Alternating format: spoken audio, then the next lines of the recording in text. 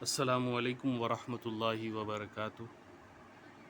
شان حبیب کبریا علیہ التحیۃ والثناء کے عنوان سے ہم آج پھر آپ کی خدمت میں دوسرا ایپیسوڈ لے کر حاضر ہیں، اور کل کے عنوان میں ہم نے حضرت ابو سفیان کی ایک طویل حدیث پیش کی تھی،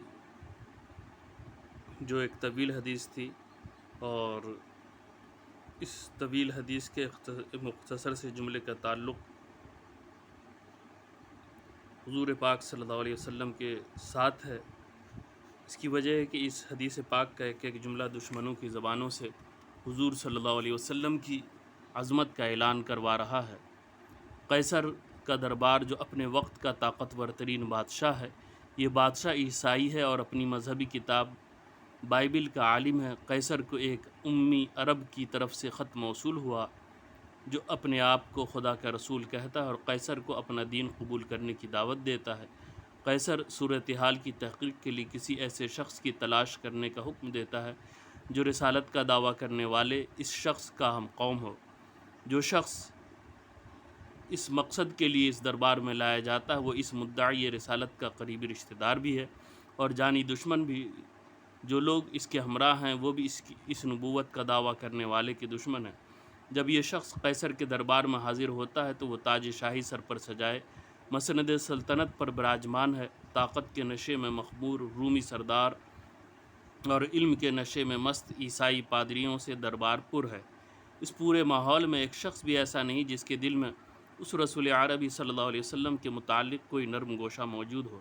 اجنبیت کے اس ماحول میں قیصر سوال کر رہا ہے، رسول عربی صلی اللہ علیہ وسلم کا سب سے بڑا دشمن جواب دے رہا ہے۔ جواب دینے والے کے ہمراہی اپنی خاموشی کے ذریعے اس کی تصدیق کر رہے ہیں، اور قیصر کا پورا دربار اس کارروائی کا گواہ ہے۔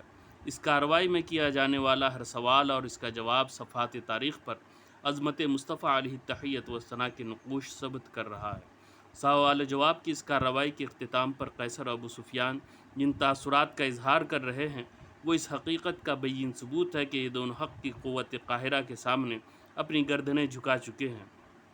قیصر کے الفاظ بتا رہے ہیں کہ ابو سفیان کے ساتھ گفتگو کے بعد اس کو کامل یقین ہو چکا ہے کہ یہ ہستی وہی ہے جس کا ذکر ان کو بائبل میں جا بجا ملتا ہے۔ ابو سفیان کو بھی یقین ہے کہ محمد عربی صلی اللہ علیہ وسلم حق کے علمبردار ہے، ان کی تعلیمات کا ہر لفظ حق ہے۔ وہ جانتا ہے کہ اگر وہ سچ بولے گا تو وہ قیصر اور اس کے درباریوں کے لیے محمد عربی صلی اللہ علیہ وسلم کی صداقت اور آپ کے دین کی حقانیت کا ثبوت ہوگا۔ یہ وہ زمانہ ہے جب عیسائیوں کی اسلام دشمنی کی تاریخ کا ابھی آغاز نہیں ہوا تھا، اس لیے آپ قیصر کو ایک غیر جانبدار شخص قرار دے سکتے ہیں، جبکہ ابو سفیان اسلام کا پکا دشمن ہے۔ ایک غیر جانبدار عیسائی بھی حضور صلی اللہ علیہ وسلم کی رفعتوں کو تسلیم کر رہا ہے، اور ایک جانی دشمن کو بھی یقین ہے کہ محمد عربی صلی اللہ علیہ وسلم کا مقابلہ کرنے سے اس کے حصے میں ذلتوں اور رسوائیوں کے بغیر کچھ نہیں آئے گا۔ تاریخ شاید ایسی مثال پیش نہ کر سکے جب غیر جانبدار مبصروں اور دشمنوں نے کسی عظیم ہستی کے سامنے یوں گردنیں جھکائی ہوں۔ سوال جواب کی اس کارروائی میں قیصر نے ابو سفیان سے پہلا سوال ہی حضور صلی اللہ علیہ وسلم کے نسب کے بارے میں کیا تھا۔ اس کو یقین تھا کہ وہ سچ مچ نبی ہیں تو ان کا نسب اعلیٰ ہوگا۔ قیصر کے اس سوال کے جواب میں ابو سفیان نے کہا تھا، ہوا فینا ذو نسب، کہ آپ ہم میں عالی نسب کے مالک ہیں۔ ابو سفیان کے اس جواب کے بعد قیصر سمجھ گیا تھا کہ صورتحال کی تحقیق کے لیے اسے اپنے ذہن میں جو معیار مقرر کیا تھا اس کی پہلی اور بہت بڑی شرط پوری ہو چکی ہے۔ ابو سفیان دشمن تھا، لیکن اس کو حضور صلی اللہ علیہ وسلم کی نسبی حیثیت پر کوئی اعتراض نہ تھا۔ اس کے ہمراہی عرب بھی حضور صلی اللہ علیہ وسلم کی عالی نسبی کے معترف تھے۔ قیصر ایک غیر جانبدار شخص تھا۔ عربوں کی شہادت کے بعد کہ محمد عربی صلی اللہ علیہ وسلم کا تعلق عرب کے اعلیٰ ترین خاندان سے ہے، اس کے لیے بھی حضور صلی اللہ علیہ وسلم کی عالی نسبی کے متعلق شک و شبہ کرنے کی کوئی گنجائش نہ تھی۔ لیکن اس کے بعد آنے والے عیسائی اور یہودی مستشرقین جو غیر جانبداری کا لبادہ اوڑھ کر اور تعصب کی اینک لگا کر اسلام اور پیغمبر اسلام صلی اللہ علیہ وسلم کی زندگی کا مطالعہ کرتے ہیں، ان کو حضور صلی اللہ علیہ وسلم کے نسب میں بھی خامیاں نظر آنے لگیں۔ اس مقصد کے لیے انہوں نے محمد عربی صلی اللہ علیہ وسلم کے جد امجد حضرت ابراہیم علیہ السلام کے نسبی مقام کو گھٹانے کی کوششیں کی۔ انہوں نے خاندان بنو ہاشم کو قریش کے دیگر خاندانوں سے کمتر قرار دیا۔ انہوں نے عبد المطلب کے بعد ان کی اولاد کی سماجی حیثیت کو زوال پذیر قرار دیا۔ انہوں نے حضور صلی اللہ علیہ وسلم کو سماجی حیثیت اور معاشی حیثیت سے معاشرے کا ایک محروم فرد قرار دینے کی کوشش کی۔ مینٹگمری واٹ، جو ایک انصاف پسند مستشرق سمجھا جاتا ہے، اس نے اس قسم کے مفروضوں کو ثابت کرنے کے لیے اپنا پورا زور قلم صرف کیا ہے۔ مستشرقین کے یہ تمام مفروضے اس قابل نہیں کہ ان کی تردید کے لیے وقت ضائع کیا جائے۔ ان کی توجہ ہم مذکورہ بالا حدیث کی طرف منعطف کرانے پر اکتفا کرتے ہیں، جس میں حضور صلی اللہ علیہ وسلم کی عالی نسبی کا اعتراف آپ کا سب سے بڑا دشمن کر رہا ہے، اور مسلمانوں کے ایمان کی تازگی کے لیے حضور صلی اللہ علیہ وسلم کی چند احادیث طیبہ پیش کرتے ہیں، جن سے حضور صلی اللہ علیہ وسلم کی خانوادے کی عظمت متشرح ہو رہی ہے۔ طلوع اسلام سے پہلے عربوں کی اجتماعی زندگی میں قبائلی نظام رائج تھا۔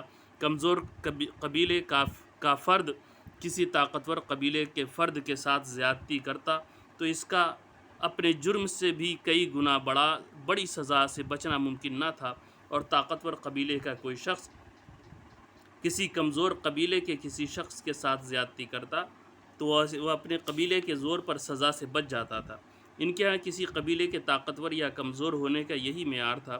قبیلہ بنو ہاشم کو قبائل قریش میں کیا حیثیت حاصل تھی، اس کی ایک جھلک دکھانے کے لیے بخاری شریف کی ایک حدیث مبارک پیش کرتا ہوں کہ حضرت ابن عباس رضی اللہ تعالیٰ عنہما سے مروی ہے، فرماتے ہیں زمانۂ جاہلیت میں قسامہ کسی جرم کو ثابت کرنے کے لیے یا مجرم کی بے گناہی ثابت کرنے کے لیے قبیلہ کے متعدد افراد قسم کھانے کے عمل کو قسامہ کہتے ہیں۔ تو قسامہ کا جو پہلا واقعہ پیش آیا، اس کا تعلق ہمارے قبیلہ بنو ہاشم سے تھا۔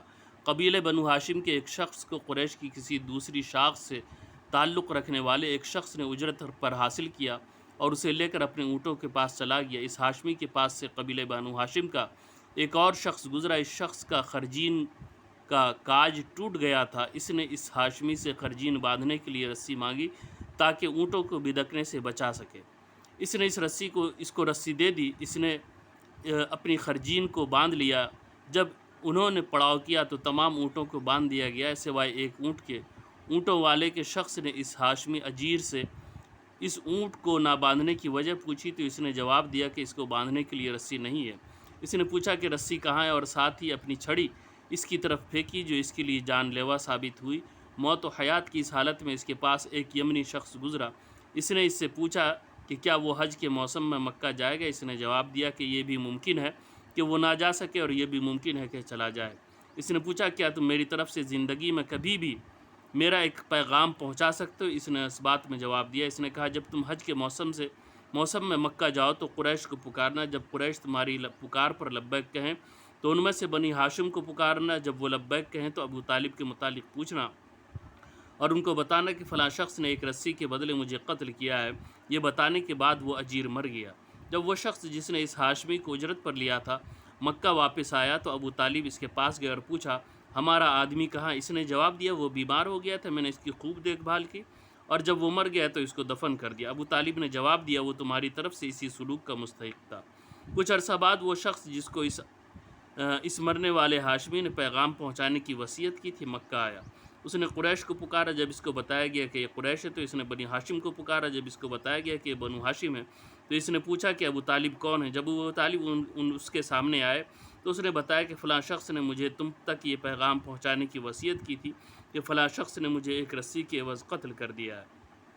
ابو طالب اس شخص کے پاس گئے اور کہا تم نے ہمارے آدمی کو قتل کر دیا، اب تم 3 باتوں میں سے جو ایک بات چاہو اختیار کر لو۔ نمبر 1 100 اونٹ بطور دیت ادا کر دو۔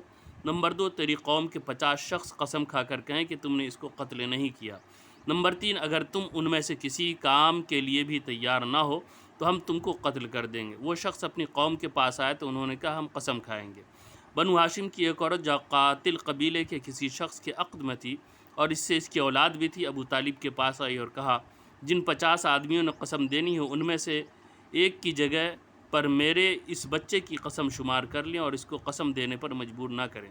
ابو طالب نے اس عورت کی درخواست قبول کر لی۔ اس قبیلے کا ایک اور شخص ابو طالب کے پاس آ کر کہا آپ نے 100 اونٹوں کے بدلے 50 آدمیوں کی قسم رکھی ہے، ہر آدمی کے حصے میں 2 اونٹ آتے ہیں، آپ میری طرف سے یہ 2 اونٹ قبول کر لیں اور مجھے قسم پر مجبور نہ کریں۔ ابو طالب نے اس کی درخواست بھی قبول کر لی اور 2 اونٹ لے لیے۔